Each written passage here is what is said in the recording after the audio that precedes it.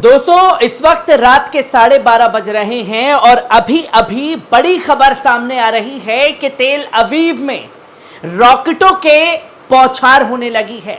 हर जगह सायरन बजने लगे हैं। भगदड़ तेल अवीव में मच गई है, जहां आज जो बाइडेन और बेंजामिन नेतन्याहू ने गाजा को लेकर और इस जंग को लेकर के बड़े बड़े दावे किए थे और यह दुनिया को दिखाया था कि वो इस आतंक के साथ, इस आतंकवादी देश के साथ कंधे से कंधा मिला करके खड़े हुए हैं।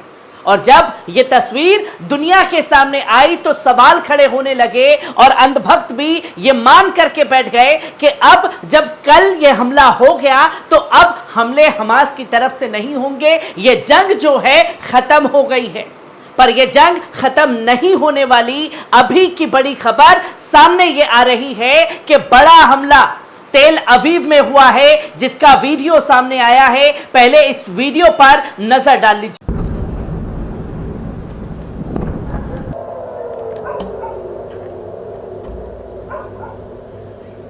आपने देखा कि तेल अवीव में सायरन जो हैं लगातार बज रहे हैं। एक तरफ हमास के रॉकेटों की लगातार बौछार हो रही है, तो वहीं दूसरी तरफ लेबनान बॉर्डर पर इजराइल के जो आतंकी सैनिक मौजूद हैं, उन्हें खदेड़ने का काम चुन चुन करके हिजबुल्लाह द्वारा जारी है। और ठीक कल इसी समय पर हमला किया गया हॉस्पिटल के ऊपर और आज ठीक इसी वक्त पर हमास के रॉकेटों की बौछार तेल अवीव में होने लगी है, जो कि एक ये संदेश हमास की तरफ से भी दे दिया गया कि ये जंग रुकने वाली नहीं है, क्योंकि इसके संकेत साफ तौर पर इस्माइल हानिया जो हमास के बड़े लीडर हैं, उन्होंने ये साफ तौर पर कह दिया था कि हर एक खून का जो हिसाब है वो इजराइल से लिया जाएगा। और ठीक रात को ये हमले जो हैं वो शुरू हो गए हैं। जो तस्वीर दुनिया के सामने है, जहां आप देखें कि Hamas leader Arab Islamic nations to condemn Gaza hospital, और ये बताने की कोशिश की गई ये हमला जो है इस्लामिक जिहाद की तरफ से किया गया। बड़े बड़े दावे किए गए और खुद जो बाइडेन ने इस बात की पुष्टि तेल अवीव में बैठ करके कर दी। और लोग अब ये कहने लगे हैं कि इस जंग की वजह से ये दोनों राजनेता आज जो साथ गलबहियां करते हुए नजर आ रहे थे, इन दोनों की विदाई जो है होने वाली है। और ये जंग कई मायने में सवाल इन दोनों नेताओं के ऊपर बार बार खड़े कर रही है। जहां कल दावा किया गया और उसका सबूत लोगों के सामने है, जो कि आप ये साफ तौर पर स्क्रीन पर ट्वीट देख सकते हैं। इजराइल के बड़े अधिकारी हानिया नफ्ताली ने जिस वक्त हॉस्पिटल पर हमला हुआ एक ट्वीट किया। उस ट्वीट में क्या कुछ लिखा कि breaking, Israeli air force struck a Hamas terrorist base inside a hospital in Gaza.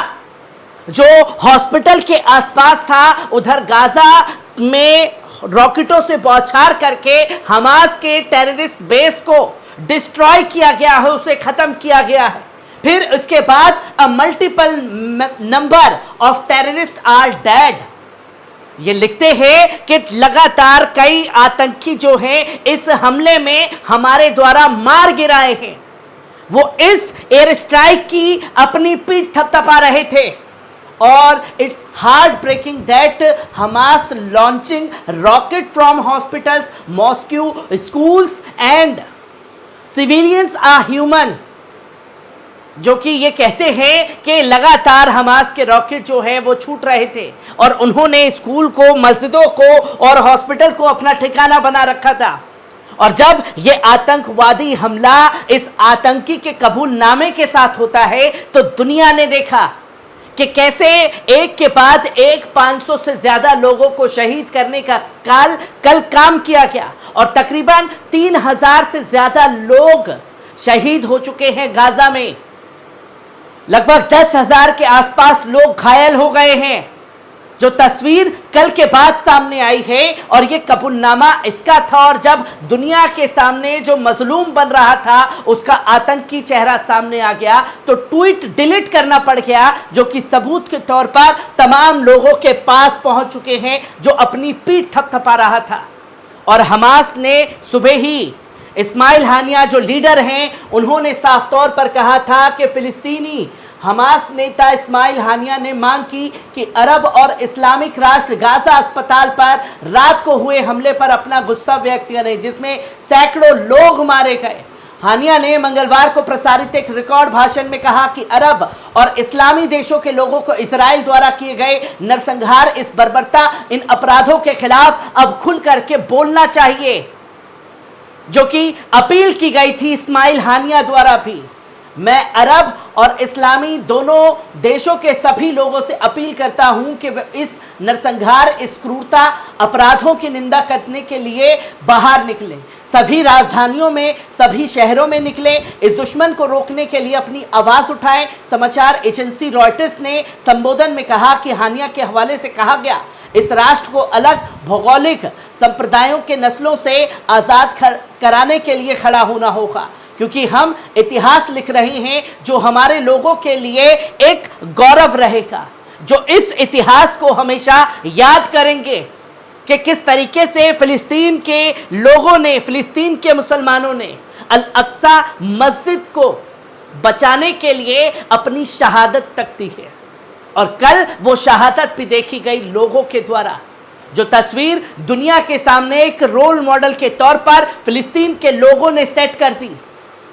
और इसी के साथ साथ इस्माइल हानिया द्वारा कहा गया कि जो कल सऊदी अरब के भाईचारे वाले साम्राज्य इस्लामिक काउंसिल बैठक से मिलेंगे, उनकी आवाज़ ऊंची हो, मजबूत हो, स्थिति हो, आधा चौथा समाधान ना हो। गाजा में हुए हर एक खून के साथ आधे अधूरे शब्दों में सऊदी अरब और सभी अरब इस्लामी देशों पर हमारा भरोसा है, जिनकी कल जिद्दा में मेज़बानी की जाएगी। हमारा भरोसा बड़ा है कि ये खून बर्बाद नहीं होगा, ये कि राष्ट्र ये शिखर सम्मेलन को नज़रअंदाज नहीं करेगा।